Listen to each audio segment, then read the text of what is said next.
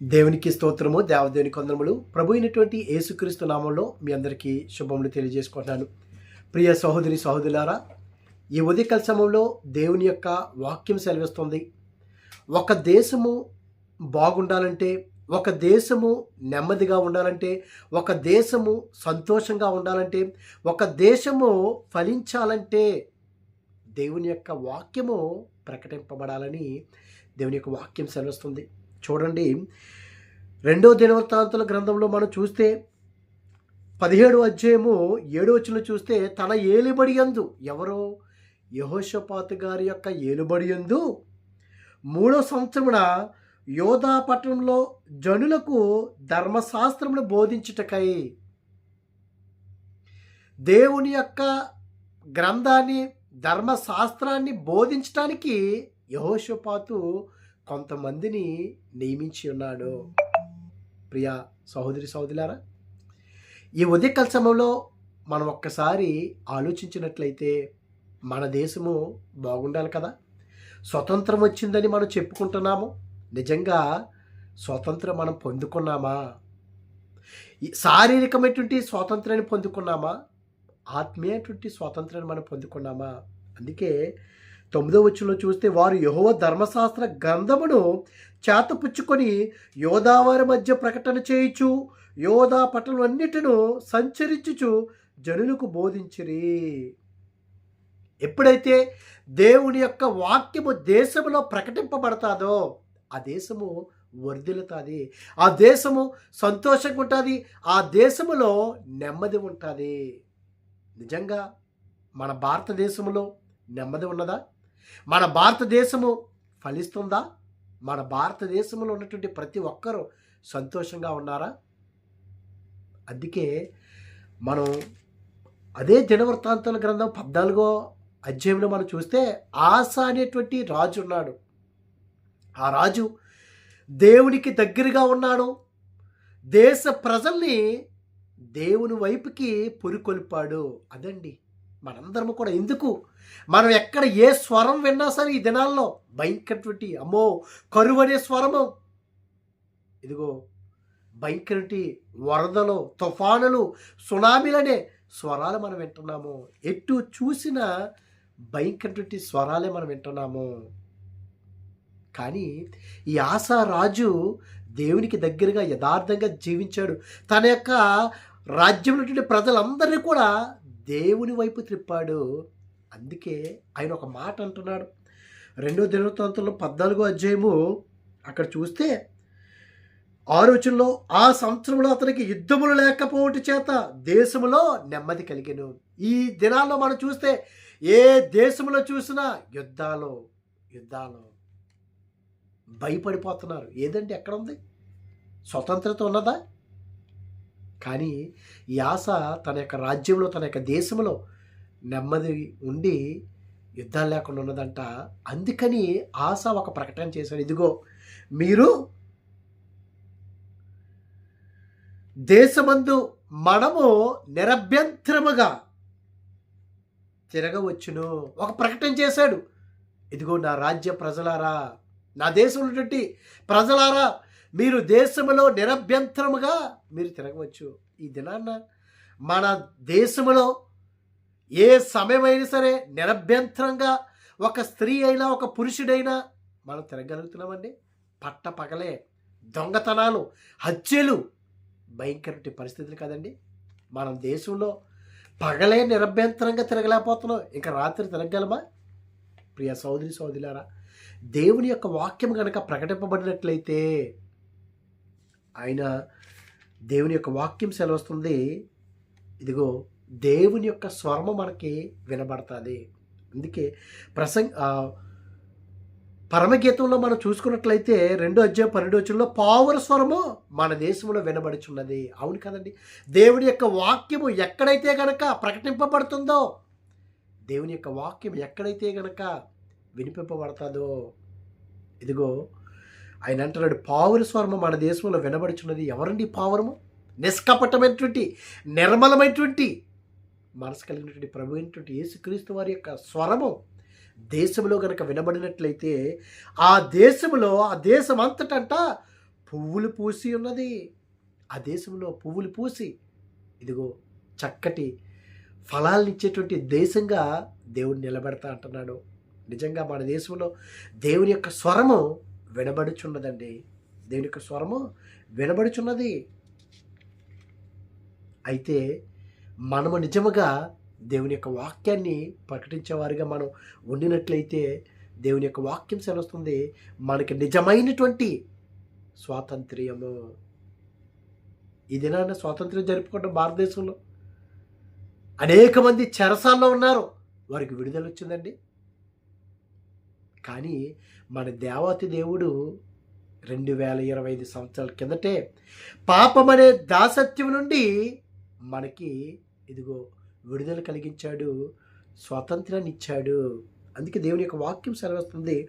గలతీయులకు రాసినటువంటి పత్రికలో 5వ అధ్యాయం 1వ వచనంలో చూస్తే క్రీస్తు ఈ స్వాతంత్ర్యమును అనుగ్రహించి క్రీస్తు మనలను స్వతంత్రులుగా చేసి ఉన్నాడు. కాబట్టి మీరు స్థిరముగా నిలిచి మరలా దాస్యమను కాడి క్రింద చిక్కుకొనకుడి. ఇదిగో పాపమనే దాస్యము కింద మనము చిక్కుకొనకూడదు. ఎందుకంటే క్రీస్తు మనకి స్వాతంత్రాన్ని అనుగ్రహించారు. మనందరము కూడా క్రీస్తు మనలో స్వతంత్రులుగా చేసి ఉన్నాడు. కాబట్టి మనందరము కూడా స్థిరముగా నిలిచి స్థిరంగా ఉండాలి. స్థిరమైనటువంటి జీవితం కలిగి మనం జీవించినట్లయితే మరలా పాపం మనల్ని ఏలదో.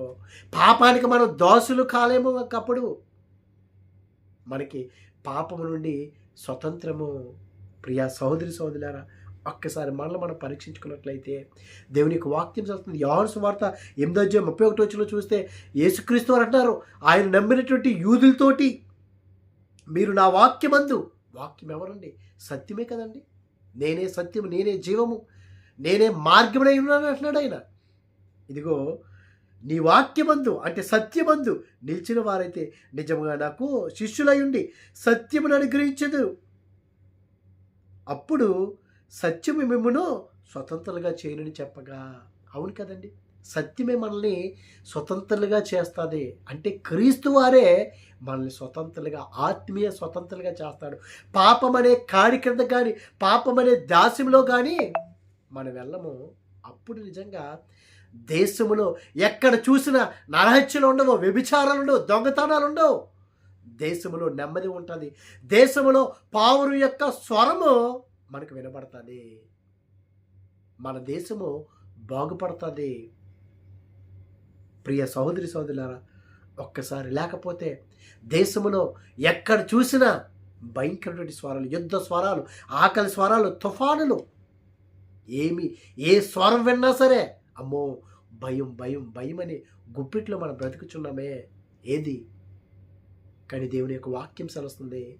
నిజముగా కనుక దేవుని యొక్క వాక్యాన్ని దేశంలో కనుక మనం ప్రకటించినట్లయితే, ఇది దేవుని యొక్క వాక్యం, దేశమా దేశమా భారతదేశమా నా మాట వినుము, సంగమా క్రీస్తు యొక్క మాట వినుము. ప్రియ సహోదరి సహోదరులారా, భారతదేశంలో ఏ దేశంలో మనం ఉన్నప్పటికీ కూడా దేవుని యొక్క మాటను మనం వినేవారిగా ఉన్నామా? అందుకే దేవుని యొక్క వాక్యం చదువుతుంది యోవేలు గ్రంథంలో కూడా, దేశమా భయపడక సంతోషించి గొంతులు వేయము. ఎప్పుడు దేవుని యొక్క వాక్యము, దేవుని యొక్క స్వరము ఆ దేశంలో కనుక వినబడినట్లయితే మనం భయపడాల్సిన పని లేదు. గంతులు వేసినట్లయితే యెహోవా గొప్ప కార్యములు చేసును. ఆ దేశంలో దేవుడు గొప్ప కార్యములు చేస్తాడండి, గొప్ప కార్యం చేస్తాడు. అందుకే ఆయన అంటున్నాడు కీర్తన గ్రంథము 68:6లో చూస్తే, ఆయన బంధింపబడిన వారిని విడిపించి వారిని వర్ధిల్ల చేయను.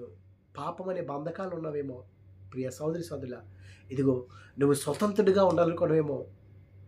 పాపమనే ఆ కాడి క్రింద నుండి నువ్వు విడుదల పొందుకోవాలనుకున్నావేమో.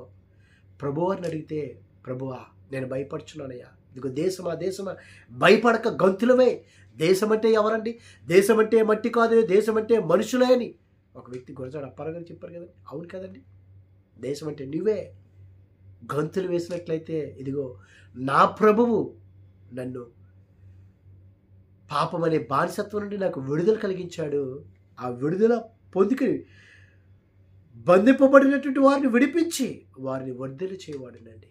పాపం నుండి మనకి విడుదల కలిగించి మరలా మన పాపంలోనికి వెళ్లకుండా స్థిరమైనటువంటి ఆ మనసును కలిగి స్థిరమైనటువంటి జీవితాన్ని కలిగి మనం జీవించినట్లయితే ఇదిగో మన దేశంలో గనక దేవుని యొక్క వాక్యాన్ని గనక ప్రకటింపబడినట్లయితే ఏం చెప్తుందండి దేవుని యొక్క వాక్యము?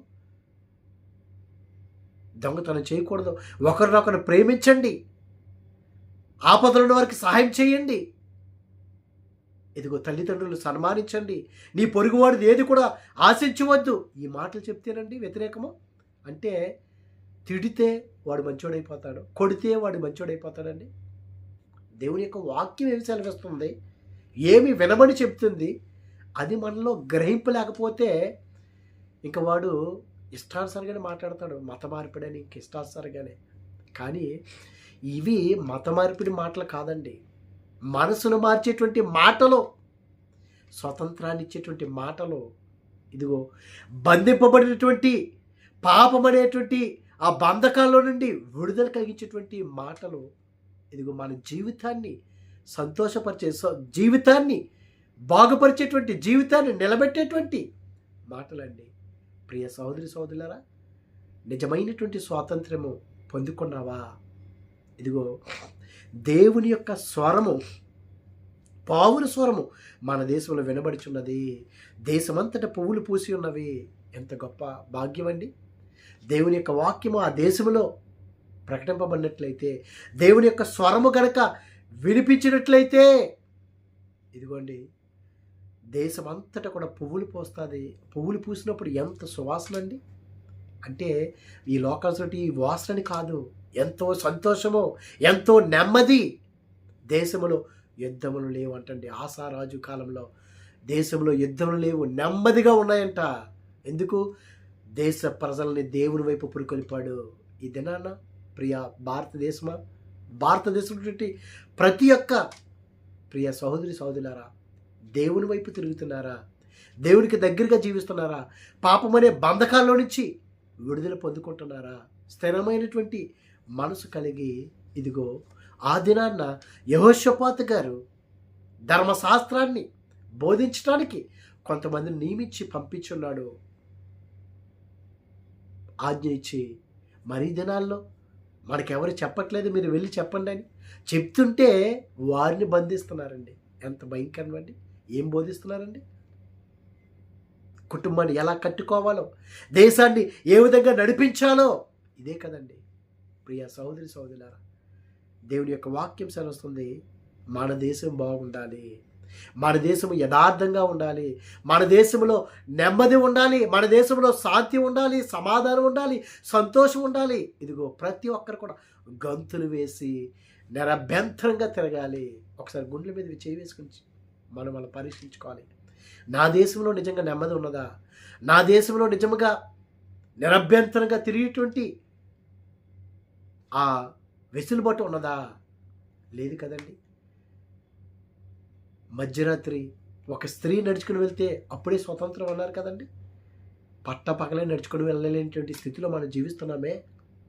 ప్రియ సోదరి సోదరులారా, మనందరం కూడా దేశమా భారతదేశమా దేవుని కొరకు మనం మొరపెట్టినట్లయితే, దేవునికి కనుక మనం ప్రార్థన చేసినట్లయితే, మన దేశం యొక్క పరిస్థితుల్ని, మన దేశం యొక్క స్థితిగతుల్ని మారుస్తాడండి. దేశం అంటే ఏంటి? మనుషుల యొక్క పరిస్థితుల్ని, మనుషుల యొక్క ఆలోచనల్ని మారుస్తాడండి. లేకపోతే చూస్తున్నాం కదండి, భార్య, ఒక తల్లి చిన్న బిడ్డల్ని విడిచిపెట్టేస్తుంది, చిన్న బిడ్డల్ని చంపేస్తుంది, భర్త భార్యని చంపేస్తుంది, భార్య భర్తను చంపేస్తుంది. ఎంత భయంకరమైన పరిస్థితుల్లో మనం జీవిస్తున్నామండి. ఏ కాడి కింద మనం ఉన్నామండి. ఇదిగో క్రీస్తు అనే ఆ సత్యము మనల్ని స్వతంత్రంగా చేస్తుంది. ఆ సత్యాన్ని కనుక మనం అంగీకరించినట్లయితే, సత్యం మీద కనుక మనం నిలబడినట్లయితే, బంధింపబడినటువంటి వారిని విడుదల కలిగించి వారిని వర్ధిల్ల చేస్తానంటాడు. అప్పుడు వర్ధిల్లినప్పుడు ఆ దేశం నుండి ప్రజలందరూ కూడా గంతులు వేసి భయపడకుండా సంతోషిస్తారు కదండి. ఈ దినాన మనము కూడా దేవుని కొరకు ప్రయాసపడేవారుగా, దేవుని యొక్క వాక్యము దేశంలో ప్రకటింపబడేవారుగా మనం ఉండినట్లయితే, మన దేశంలో యుద్ధాలు కానీ, మన దేశంలో కరువులు కానీ, మన దేశంలో తుఫాన్లు కానీ, సునామీలు కానీ, మన దేశంలో భూకంపాలు కానీ ఏవి ఉండవండి. ఎందుకు? ఇదిగో పావుల స్వరం మన దేశంలో వినబడుచున్నది. దేశమంతటా పువ్వులు పూస్తాయి. పువ్వులు పూసి సువాసనలు వచ్చి ఇదిగో కాయలు కాసి ఫలించి ప్రతి ఒక్కరు కూడా సమృద్ధిగా దేవుడు వర్ధిలింప చేస్తున్నాడు. కనుక మనందరము కూడా ఇదిగో పాపం అనేటువంటి ఆ బానిసత్వంలో మనం ఉండకుండా ఇదిగో పాపము చేయువాడు పాపానికి బానిస. ఇదేనా నువ్వు బానిసగా ఉన్నావు ఇంకాని, లేకపోతే నువ్వు క్రీస్తులో స్వతంత్రుడువా? ఒకసారి మనలో మనం పరీక్షించుకుందాం. అటువంటి కృపదేవుడు మనందరికీ అనుగ్రహించుడు గాక. ఆమేన్. పరిశుద్ధుడా, ప్రేమగల తండ్రి, మహిమగల దేవునికి స్తోత్రాలు ప్రభా. ఇదిగో దేవా, దేశంలో ప్రభా పావురం యొక్క స్వరం వినబడుచున్నదన్న ప్రభా. అవును ప్రభా, నీ స్వరం వినినట్లయితే ప్రభా ఇదిగో తండ్రి దేశంలో ప్రభా ఇదిగో తండ్రి పువ్వులు పూసి ప్రభా ఇదిగో దేవా మంచి సువాసన వచ్చినట్లయితే ప్రభా మేమందరం కూడా గొంతులు వేసి దేశంలో నెమ్మది, దేశంలో సంతోషము, దేశంలో ప్రభా యథార్థత ప్రభా ఇదిగో దేవా దేశంలో ప్రభా నిరభ్యంతరంగా మేము తిరగవచ్చయ్యా. అటువంటి కృపను మాకు అనుగ్రహించమని క్రీస్తు నామమున అడుగుచున్నాం పరమ తండ్రి. ఆమేన్. ఆమేన్. God bless you all.